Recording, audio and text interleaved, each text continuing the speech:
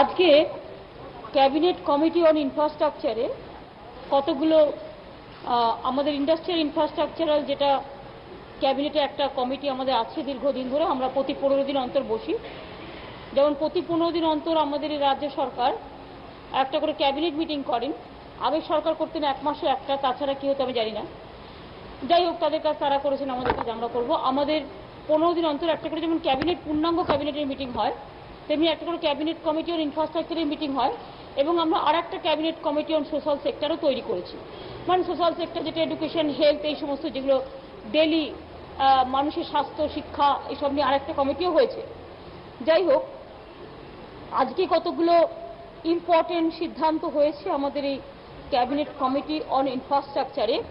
সেটা হচ্ছে, একটা হচ্ছে তো পশ্চিমবঙ্গে যেহেতু লোক নিয়ে আসছে এবং ইন্ডাস্ট্রিয়াল পরিবেশ খুব ভালো এবং পোটেনশিয়ালিটি খুব ভালো আছে, তাই আমাদের সরকার এই প্রথমে একটা সিদ্ধান্ত নিয়েছে একটা ভালো করে ইনভেস্টমেন্ট পলিসি ঠিক করবার জন্য। আমরা একটা জিওএম তৈরি করে দিয়েছি অমিত মিত্রর নেতৃত্বে। অমিত মিত্র, পার্থ চট্টোপাধ্যায়, পূর্ণেন্দু বোস, সুব্রত মুখোপাধ্যায় এবং মনীশ গুপ্ত, এদের নেতৃত্বে একটা জিওএম কমিটি তৈরি করা হয়েছে। 15 দিনের মধ্যে তাদের রিপোর্ট দিতে বলা হয়েছে, প্রজেক্ট তৈরি করে পলিসিটা তৈরি করতে বলা হয়েছে, করে আমাদের কাছে আসবে। তারপরে আমরা ক্যাবিনেট কমিটি অন ইনফ্রাস্ট্রাকচারে সেটা ক্লিয়ার করব, সব দেখে নিয়ে। একটা হচ্ছে ইনভেস্টমেন্ট কল পলিসি, একটা হচ্ছে এনআরআই পলিসি, একটা হচ্ছে নিউ ইন্ডাস্ট্রিয়াল পলিসি, আর একটা হচ্ছে সফটওয়্যার পলিসি। বলে দিচ্ছি, সফটওয়্যার পলিসি। এই চারটে আমরা নতুন করে করছি।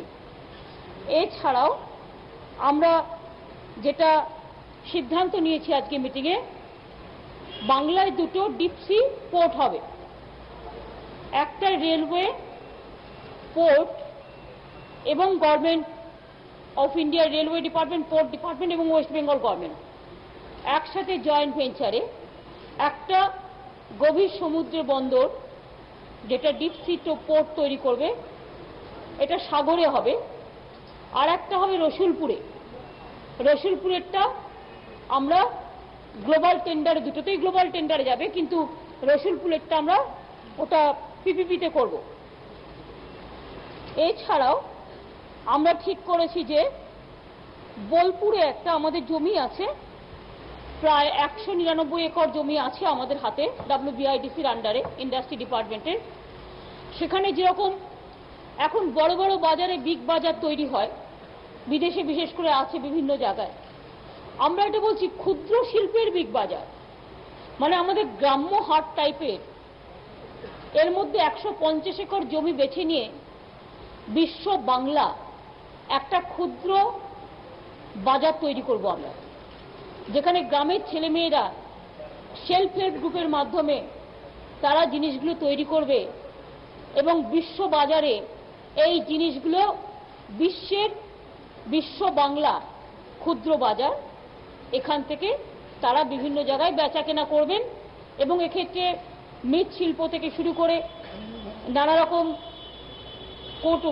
কুটির শিল্প থেকে শুরু করে, গ্রাম্য শিল্প থেকে শুরু করে, জুয়েলারি থেকে শুরু করে, জরির কাজ থেকে শুরু করে, মাদুরের কাজ থেকে শুরু করে, মৃৎশিল্পের কাজ থেকে শুরু করে বিভিন্ন আমাদের যে ক্ষুদ্র শিল্প, যেটা নিয়ে আমরা গর্ব করি, এবং সারা পৃথিবীতেই আমাদের একটা বাজার আছে ক্ষুদ্র শিল্পের, সেই গ্রাম্য ক্ষুদ্র শিল্পের যে বাজার, একটা বিশ্ব বাংলা বাজার, এটা বোলপুরে শান্তিনিকেতনে আমাদের যে জমি আছে, বোলপুরে শান্তিনিকেতনের কাছাকাছি, যেহেতু শান্তিনিকেতন একটা ইন্টারন্যাশনাল প্লেস, সেই জন্য ওখানটায় আমরা তৈরি করব বলে অলরেডি আমরা প্রজেক্ট তৈরি করতে বলে দিচ্ছি। এটা অলরেডি আমাদের সিদ্ধান্ত হয়ে গেছে।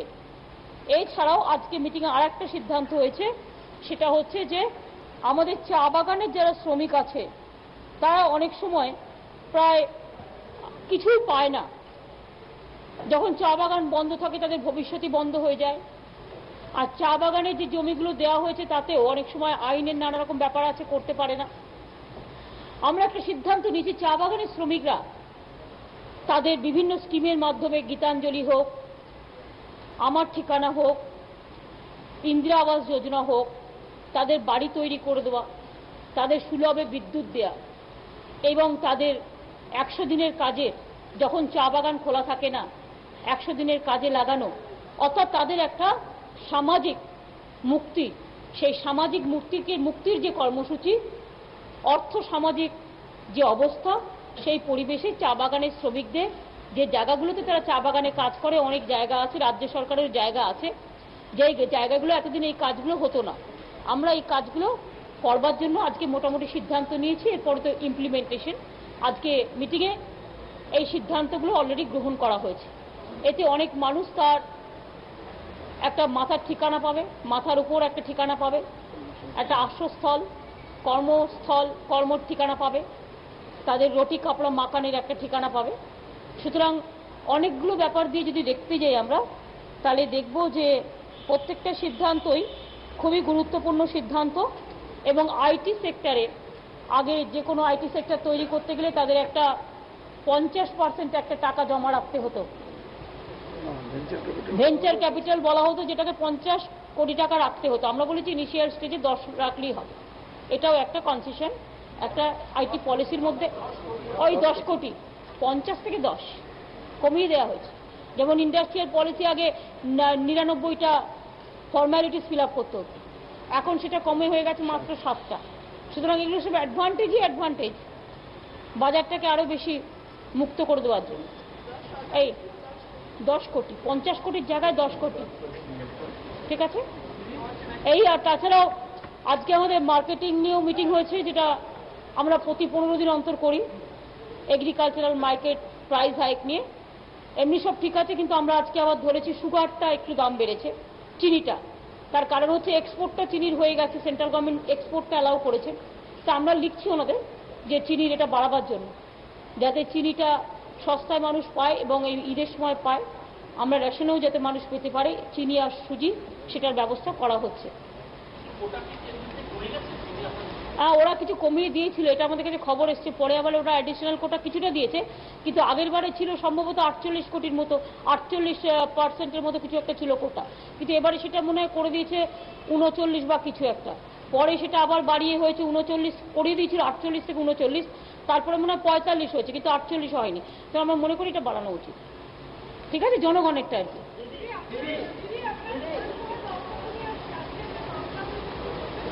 আপনি মামলা করেছেন, আমি খুব খুশি। তো আমি তো সেদিনকে বিধানসভায় যা বলার বিধানসভায় বলেছি, এবং আমি সেদিনকে যা বলেছি, আমি ভাত খাই আর আমি ভাত, দুটো কথার মধ্যে তফাৎ আছে। আপনারা তো পলিটিক্স করার জন্য এত ডাটি গেম খেলেন কেন? থ্যাঙ্কস যে 24 ঘন্টা আমাকে কোশ্চেনটা করেছেন, এবং আপনি একা নয়, আরো কয়েকজন করেছেন। আমার বিধানসভা বক্তৃতা তো recorded, why I speak here, withdraw মানে টেক মাই ক্যাসেট ফ্রম দে, যদি মনে করেন।